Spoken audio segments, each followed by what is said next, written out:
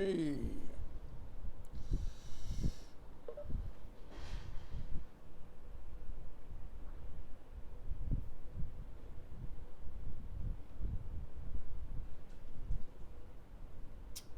Good. No, thank you guys. Whee! Here they all come.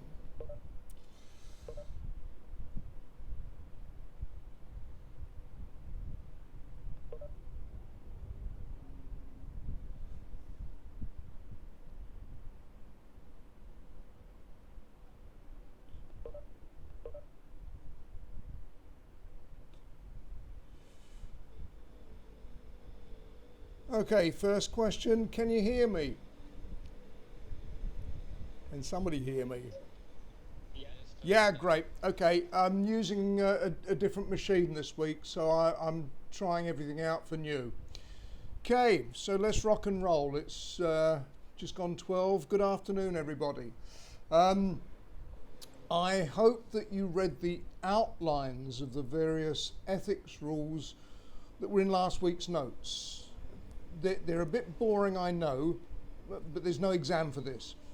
Just keep the ideas filed away in the back of your brains. Okay, so this week I'm using the Mac. With the iPad Pro, I keep losing the video recording every time I switch to the desktop view. There's no way to practice this until we're live with the app. I'm also recording with a second camera. It's up there. So there may actually be a live recording. I'll put this one with the iPhone on my YouTube account later after some editing. It's only a talking head, of course, and you've got the notes with images anyway. Actually, this week there's just one image. Okay.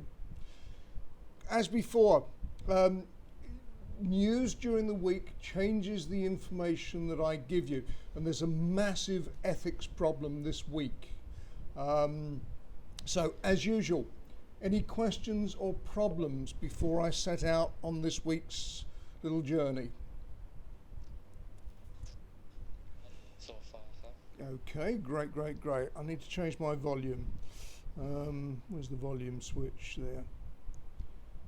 Okay, so my volume's been changed.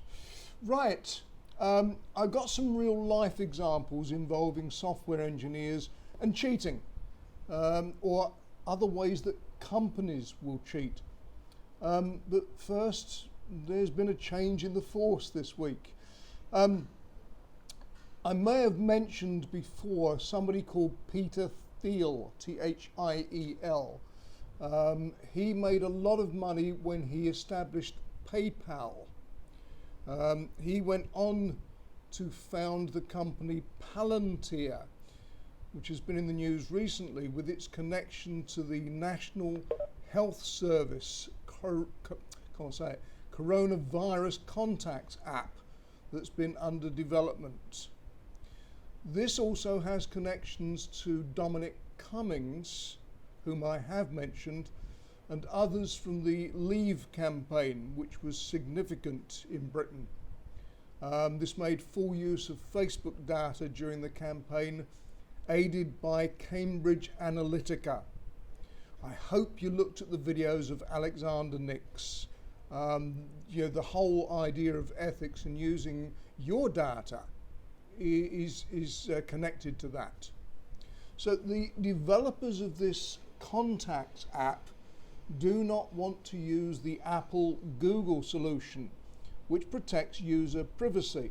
It's something with the way the device connects with Bluetooth. There was serious criticism over the amount of data that was to be collected and what would be done with it. There was a test last week on the Isle of Wight, south end of Britain, and more problems have arisen. Several of the names that I'm mentioning here were linked to illegal activities by Cambridge Analytica. It seemed highly likely to me that this refusal to consider the Apple-Google approach centered around the amount of data to be collected and the ways in which it might be used. The Apple-Google solution revolved around anonymity, but they wanted to collect real data about people using the app. So I think there was a pretty serious problem, or the potential there for a problem. So in the midst of this speculation about how the data might be used, at the weekend, a note was put online after an analysis of the app and how it handled data. So a person called Dr. Michael Veale, V-E-A-L-E, examined the published Data Protection Impact Assessment, DPIA, released by NHSX, that's the IT part of the National Health Service, in relation to their contact tracing and proximity tracing app. So the note is in the form of a PDF, and I provided a link to this in the notes. It's clear from Dr. Veale's analysis that few of the safeguards are valid. In a theoretical scenario in the note, the use of a device near an Oyster terminal was put forward. Anybody here know Oyster? I don't mean Hoy, I mean it's a contact card in the UK for payments, much like we have Line, the Rabbit card here. So the Oyster card is very widespread and also works through mobile devices like the iPhone and Android things. So the theory was, the idea put forward by Dr. Veale was that it would be possible to link sets of data and create a complete snapshot of a person, much like Cambridge Analytica was able to do with Facebook data. So if you have this app on your phone and you are using the Oyster terminal as well, it would join the dots. And this would obviously glean or gather much more data than is really needed. And the question is, the ethical question, what were they going to do with all that data? Well, considering what they did with Cambridge Analytica and Facebook, there are severe questions there about what might be able to be done with that data. Okay, so Dr. Veale's note outlines these deficiencies in his analysis. This is a good guideline for software engineers of what not to do. So I've got something missing here. Let me see if I can have to close that. Sorry, guys. Some of the information I have has not turned up on my computer. I'm going to have to do this from memory. Okay, it's arrived now.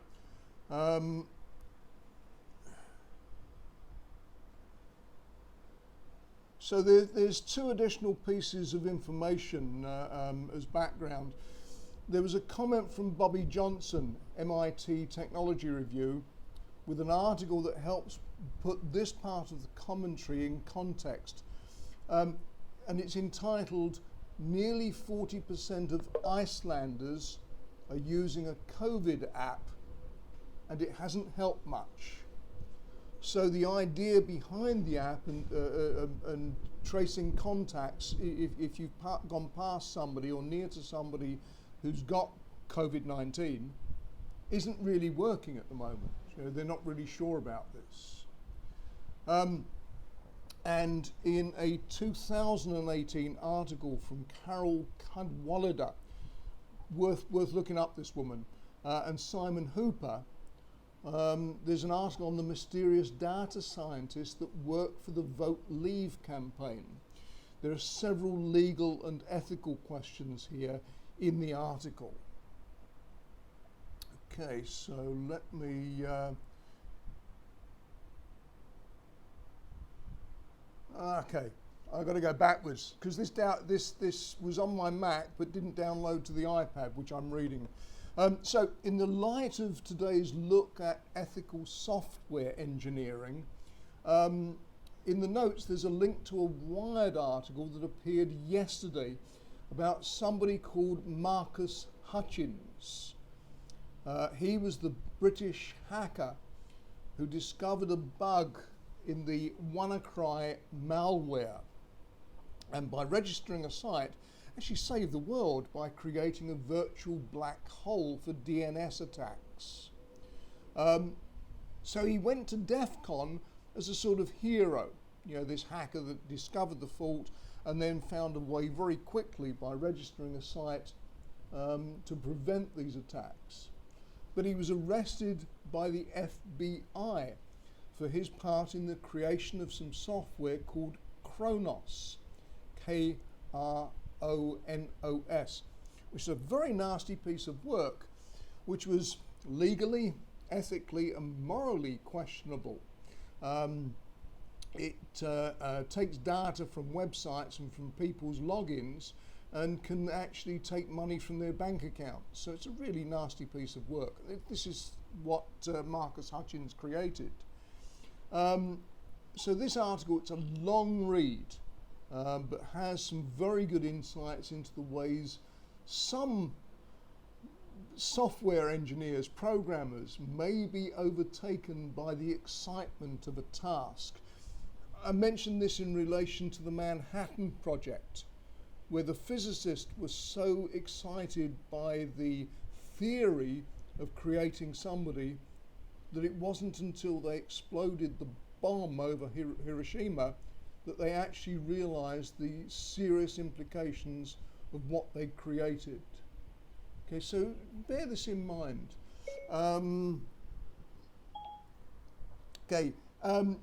As a note, this guy, Marcus Hutchins, in his 20s, was so valuable to his employer that this is in a legal company, his employer paid him $1,000 an hour for sleeping because he just kept going and wouldn't stop. And so the employer made him sleep.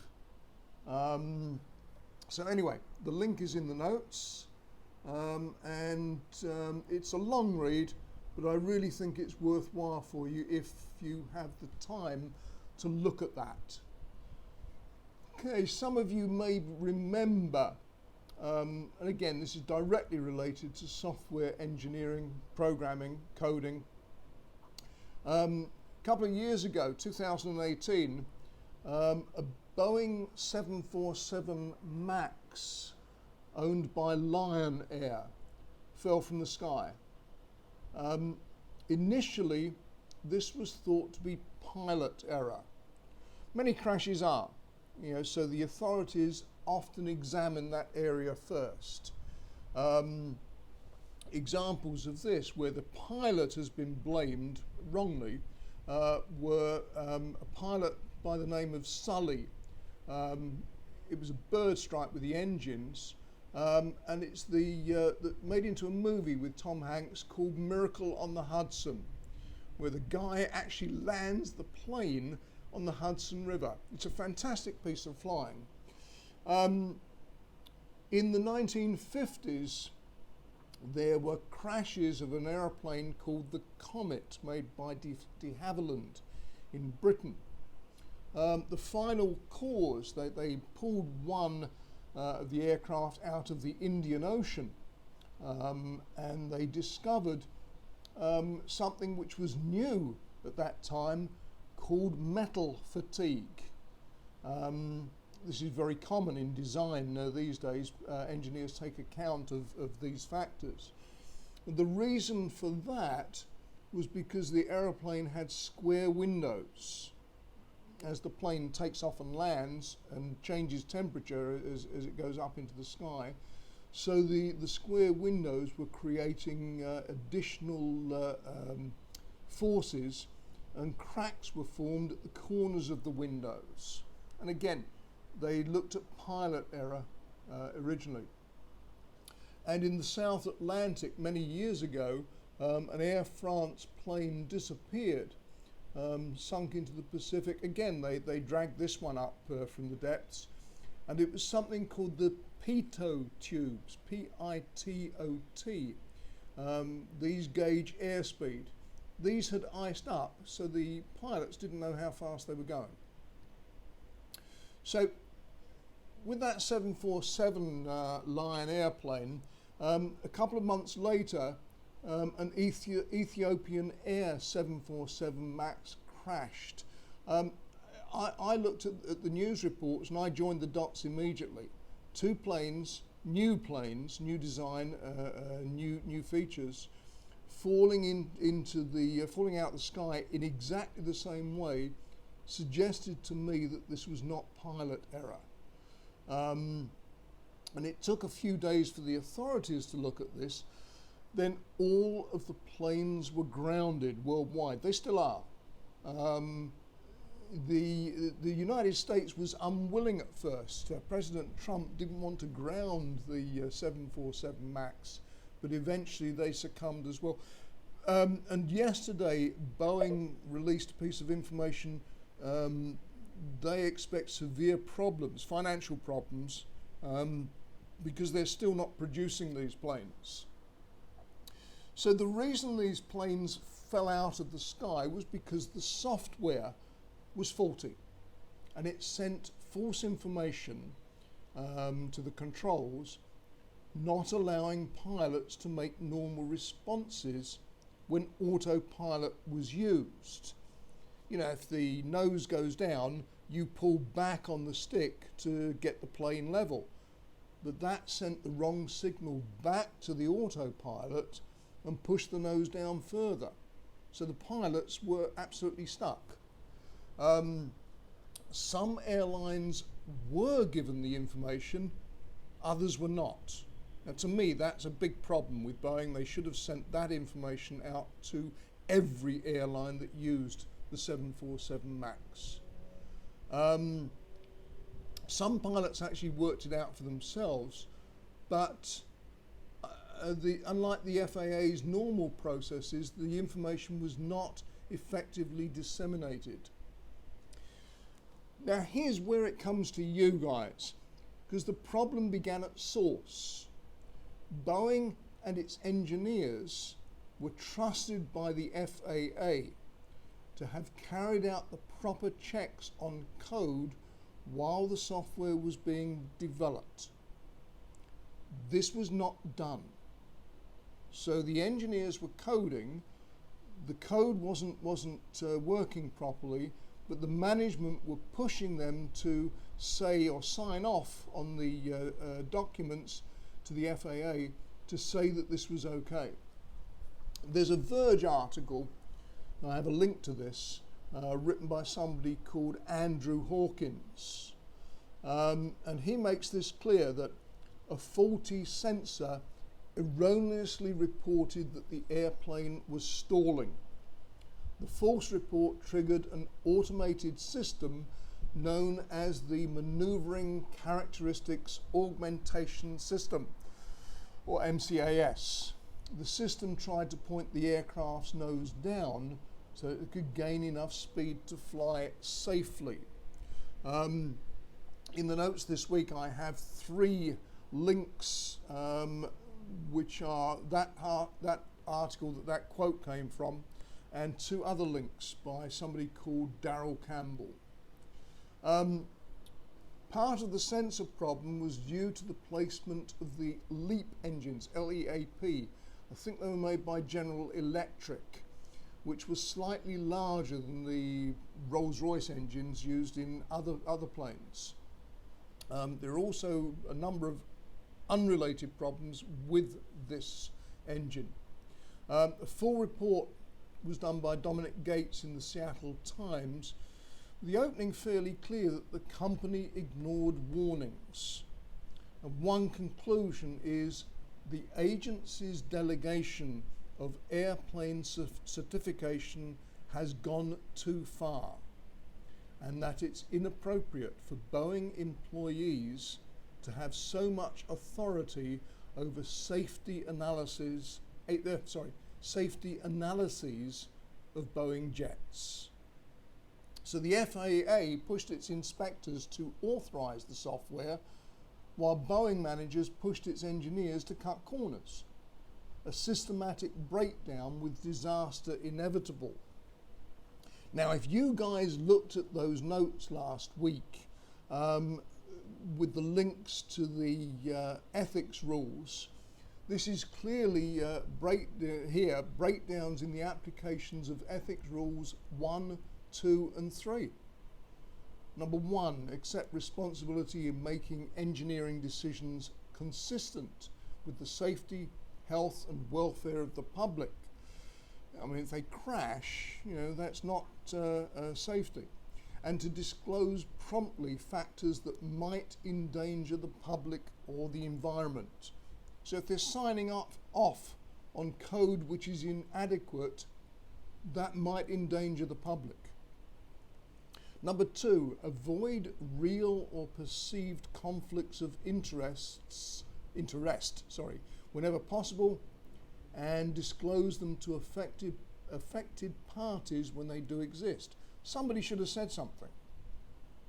And the 3rd ethics rule there, be honest and realistic in stating claims or estimates based on available data.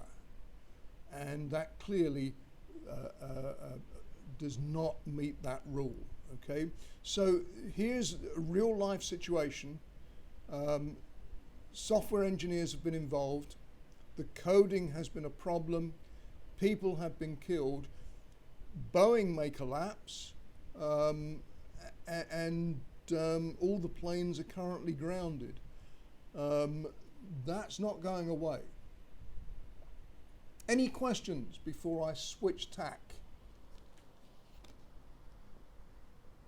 Was it left purposefully, like the bug in the software? Was it left intentionally? Well, when or was it just something that they didn't test it out first? I don't think they tested it out properly. I mean, some of the coding was shortcut, and the managers pushed it, and the engineers signed off and said, yeah, it's okay. And the FAA accepted that. So you've got a problem with the code, you've got the engineers signing off on code which is inadequate, probably wasn't tested properly, and the FAA also accepting the word of the people who are doing the coding. And of course, the management at Boeing was at fault as well. So there's a whole series. I mean, very often, things like plane accidents don't happen from just one cause. I mean, the Malaysian Airways one that was shot down over Russia, over the Ukraine, that's a single cause, that was a missile. But very often, the plane crashes come from a series of bad links, bad judgments, bad connections, people forgetting to do things, and pilots sometimes making mistakes as well. So in this case, there's clearly a chain of command error, and the engineers should not have signed off on this because they hadn't tested it properly. And at least 2 planes fell out the sky, killing a lot of people there. Any other questions on that one, guys? I think no, Ajahn. Okay, so you can read the notes. You make your own judgments on this. This is what I want you to do. You look at the ideas that I put forward, and you must decide. I mean, I think they're bad guys. I think there's stupidity there as well. Errors in judgment, errors in management. And obviously, there are ethics involved there at the same time. Okay, I think most of you guys probably have cars. Anybody have a Volkswagen? Okay. Anybody got a diesel car? Nope, nope. Oh, I do. My parents do. Okay. Right. So diesel. What happens if you drink diesel? Yeah, right. And when you burn diesel, it creates poisonous smoke. If you travel some days from Salaya to Krung Thep, you'll see the police at the side of the road. And what's that in Thai? Kwandam. You're looking for black smoke in diesels, which is one of the few things I like that the police do here. So, I want to look at Volkswagen. Massive company. It was actually founded by the Nazis, Adolf Hitler. Again, there's an ethical problem there. They promised the middle class in Germany these cheap cars. And the car was actually designed by Dr. Ferdinand Porsche. You've heard of Porsche, of course. And the engine, 4 cylinders, was actually 2 BMW motorcycle engines welded together. That was how the Volkswagen engine came to be. But moving on to the 60s and 70s, with Hitler, he sold the car to the German middle class, and they never took delivery of the cars because the money was used for the war effort. And a lot of the Volkswagen chassis were used as troop carriers. So there's a real ethical, moral and legal problem there. Anyway, back to this week. There's an ongoing problem that affects not only Volkswagen, but other parts of the group, Audi and Porsche. It recently led to the arrest of Volkswagen executives in North America. Volkswagen has advised its management not to travel to the United States. That was before coronavirus, of course. But several executives did end up going to prison in the USA and Europe, and it cost Volkswagen several billions dollars and euros. Volkswagen and the others are now working hard on electric cars. So this is about the ethics of Volkswagen and other car companies, directly related to software and engineers, and benchmark testing. This problem started in 2014. No, the fallout is still ongoing. So, let's give some background. All vehicles sold in the USA, where this problem was discovered, must go through tests to prove that they are safe. This is true in Europe as well as Thailand, where EU standards are accepted. So any vehicle, you've got to have standard brakes, lighting, crash protection, and emissions control as well. One part of the tests in the United States is to check exhaust emissions. You know, those nasty gases released are poisonous and in some cases corrosive. Years ago, with petrol cars, gasoline, tetraethyl lead was added to petroleum to help reduce engine knocking and for other benefits. Now we use unleaded gasoline. That's less poison. Volkswagen used software developed by Audi to control the emissions. But it was written in such a way as to detect when a test device was being used and adjust the levels to make it appear as if it was really better than it actually was. Outside in the real world, the emissions of these vehicles were up to 40 times more pollution than allowed. There's a couple of links there. So what was happening, they were plugging the cars in and they showed false reading. much lower than the actual reading, and obviously the false reading was below the required limit, so the car was considered to be legal and safe. In actual fact, it wasn't. So when this first came out, shares of Volkswagen dropped 20% as a result. With a big company like Volkswagen, that's a massive loss on the market value. Volkswagen apologised. They've stopped the sales of four-cylinder diesel cars in the United States, and $15 billion was written off the company's valuation initially. That's an awful lot of money.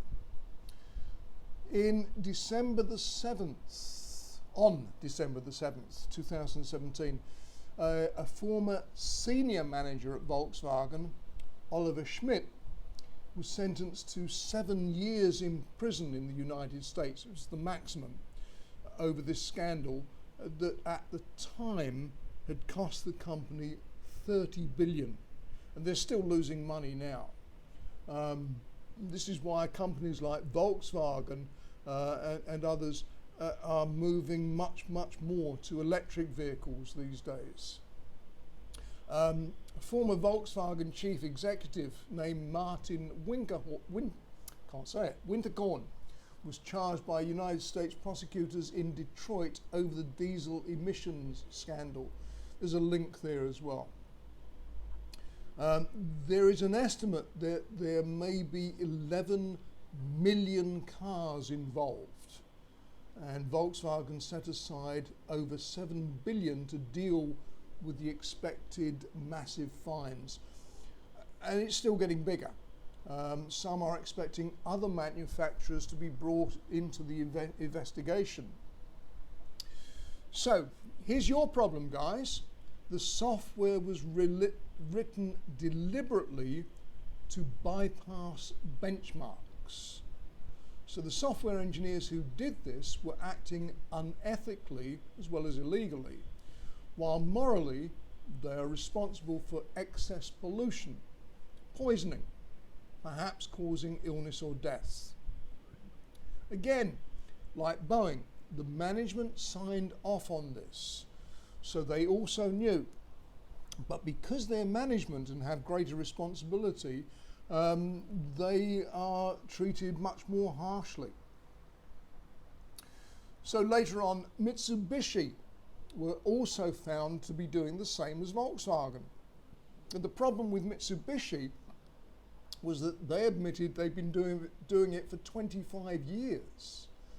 4 more car makers were involved later. Mercedes-Benz, Honda, Mazda, and as I said, Mitsubishi.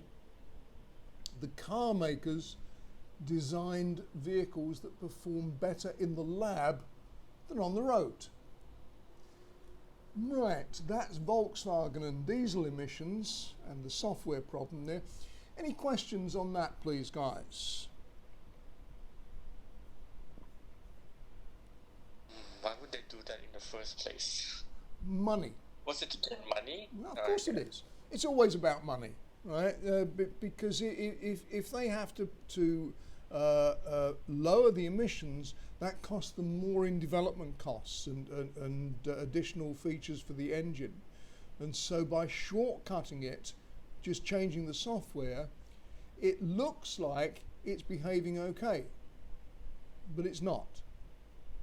So they would have had to spend several million, maybe $1 billion to bring the emissions down to a legal level. So instead they cheated. Much easier. Yeah?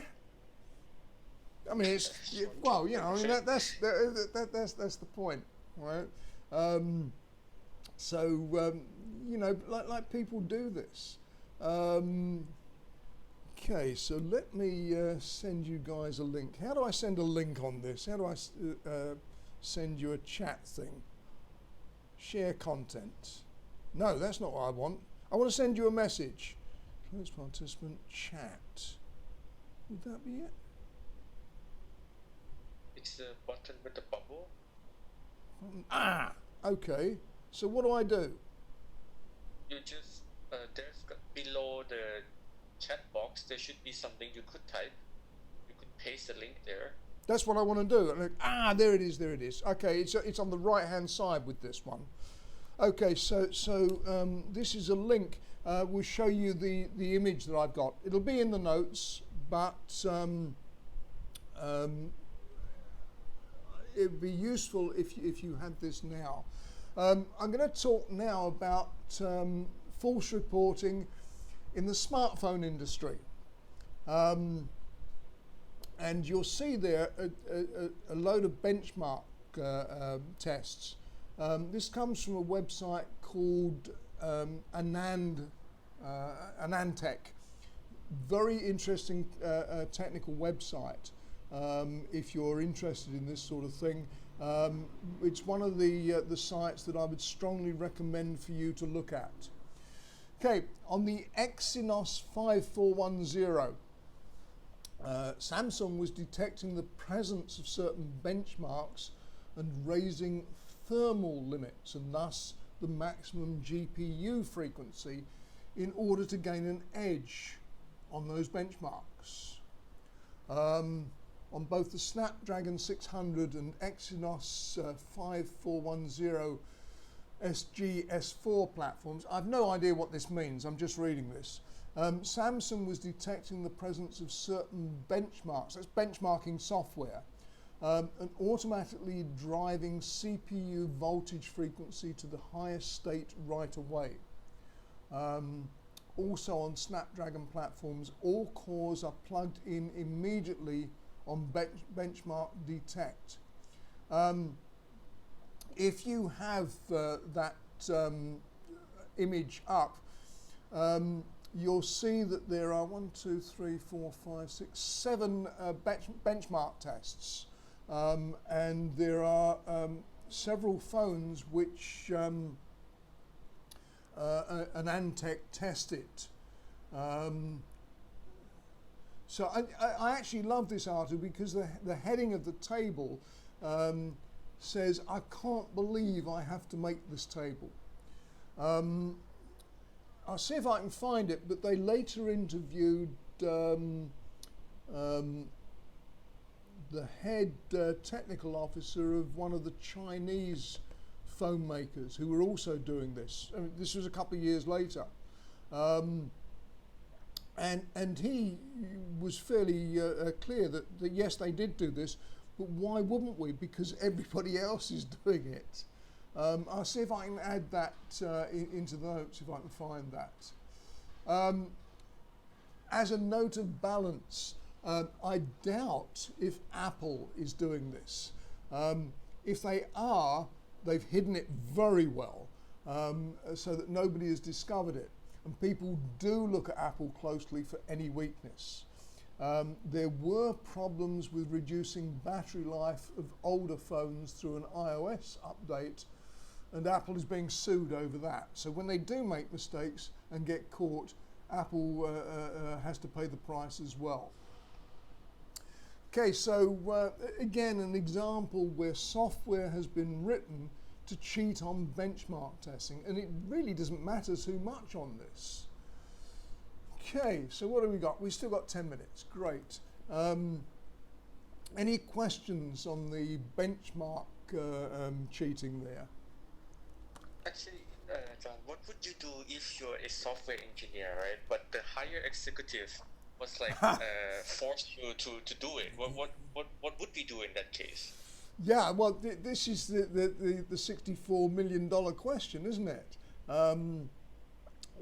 In theory, this is where you turn whistleblower, and also in theory, this is where you sort of walk out of the company. I mean, some people do. When Amazon last week was insisting that its staff should come and work without proper protection, one of their vice presidents, I think it was, walked out of the company and said very publicly, I can't stand for this. So there's a person who has good ethics, you know, and stands by the workers, walks away from the company. Christopher Wiley, whom I've mentioned in relation to Cambridge Analytica, he did this, but after Cambridge Analytica, of course, had used Facebook to win a couple of elections by posting ads which were aimed at the at specific types of people. You know, they used Cambridge Analytica data and Facebook data to create an image. And this is what I said at the beginning, like the National Health Service contacts app. This is what they seem to be trying to do at the moment with that app for no good reason. Right? So Christopher Wiley was a whistleblower. He got away with it. But when you look at people like, gosh, can't remember the guy's name, Snowden, Edward Snowden. He was a whistleblower on what the NSA were doing with surveillance of the US people. And Chelsea Manning, who released video of what the American troops were doing in Iraq, you know, killing people. There's a very good video on you can see this on YouTube, of the helicopter crew shooting a television crew because they thought that the camera was a gun. And it's not just the action. You know, you can make a mistake, I guess, but it's not just the action, but it's the excitement, the euphoria of them, you know, sort of cheering and congratulating each other as they kill these people and shoot a child as well. I think one of the comments was, well, they shouldn't have brought a child into a conflict area. You know, so Chelsea Manning is in prison and likely to stay there. Julian Assange, not Julian Assange, I'll get to him in a minute. Snowden is in Moscow and probably going to stay there as well. Julian Assange is in a prison in the UK. He ran WikiLeaks.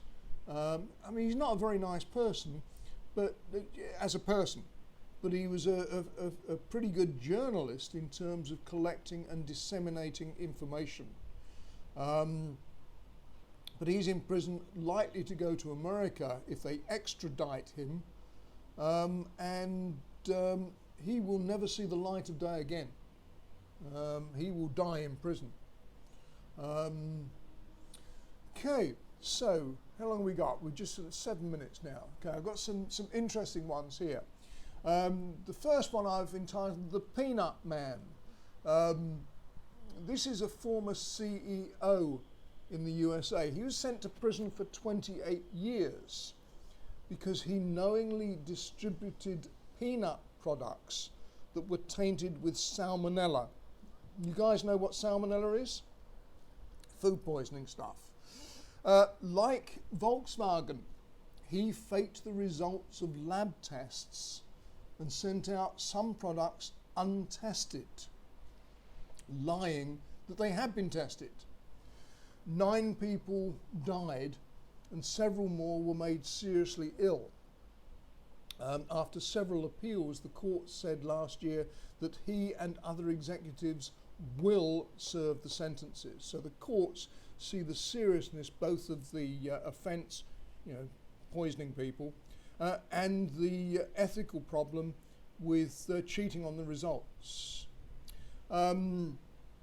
Kobe Steel, Kobe, admitted data fraud with its steel products that went on for nearly 5 decades, 50 years. The CEO quit. Imagine that, you know, that steel goes into shipbuilding, car building, building, and some of that may have been substandard. You know, if a building falls down, who's at fault? Not the building. Somebody, you know, would have to pay for that. Okay, data makes the world go round. I mean, you know, some of the stuff we've been looking at recently, the last 3 weeks, shows this. But some of it is very personal. So now I'm going to get onto 2 or 3 products which could be personally embarrassing. First of all, do you guys know what a vibrator is? I'm sure you do. Okay, I'll leave there. I'm getting no answer there. Okay, so again, there's a link here. A vibrator maker was ordered to pay out 4 million Canadian dollars for tracking users' sexual activity. Now, to me, I don't know why anybody would use a vibrator, but I don't know really why anybody would want to link their vibrator to the internet. I think it was sending back information, you know, sort of use information, name, address, dates, and things like that. And the Canadian court said you can't do this, right? So that's something that you can't do. Well, it gets worse, guys. There is a smart condom. It's called iCondom, and it's actually a ring that goes onto the condom to record. And now, seriously, I've copied this from the newspapers, so it's not me. The ring on the condom records calories burnt, duration, and various other pieces of data. You can read the article, but right now, think of the potential for ethical abuse of such data. The ring has a 1-year warranty and a micro USB charging port to provide up to 8 hours of juice after a single hour of being plugged in. I presume that's being plugged into electricity, but the article doesn't say so. Okay, last one. Does anybody here know what a butt plug is? Again, the butt is a coarse term for the anus, and I believe that some people use something called butt plugs. I mean, it's just beyond me. I can't understand, first of all, why anybody would use this sort of thing. You know, maybe it's okay, I don't know. You know, what you do in your own home is fine.